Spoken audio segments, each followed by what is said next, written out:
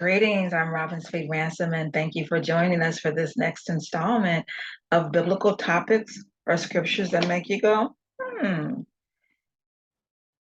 Do you know the fruitage of a false prophet? Are there those who profess to be servants of the Lord, and you wonder whether or not that really is the case? Does God see them the way they profess to be? What's going on there? Should you listen to them? And so that's what we are going to explore, whether or not there's fruit that we should be mindful of. So the question is, do you recognize the fruitage of a false prophet? Right? The false prophet tree.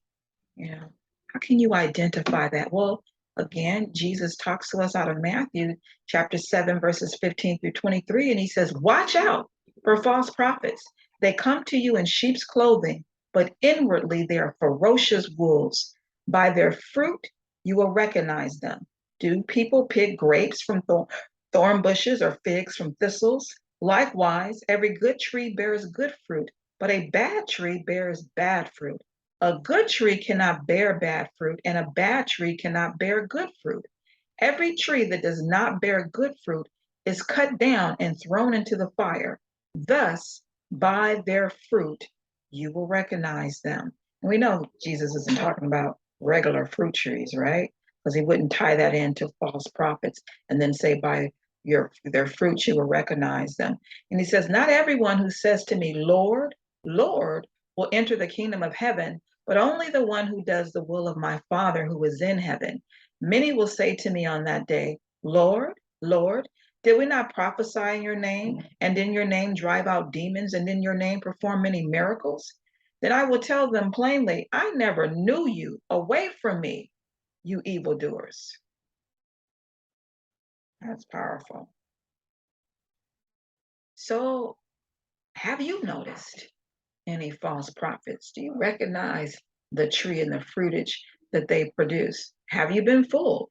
There are many mega church pastors who can be perceived to be or believed to be false prophets. They're preaching the prosperity gospel. It's all about what you can get from God, as if you're turning him into your own private genie. And they're preaching this prosperity over righteousness. They're living in a lap of luxury, right? And while others in their congregation may not be living so well, and they promise a life of peace rather than sacrifice. But Jesus said that those who wish to follow him must pick up their cross. That denotes that there will be some suffering and some sacrifice that is involved in serving him.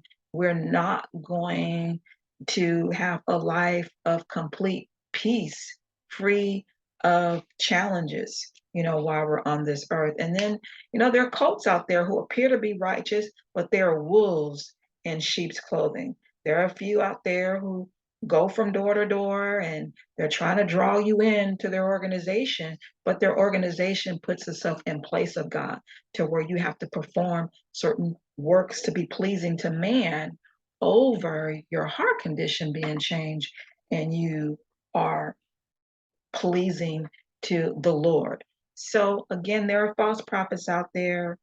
Be on the alert for who they are, and be mindful to make sure that when it comes to fruit, that you're bearing godly fruit that Jesus will bless in the end. And he won't say, get away from me, evildoers. All right, that's it for this installment of Scriptures That Make You Go, hmm. Join us next time. See you soon.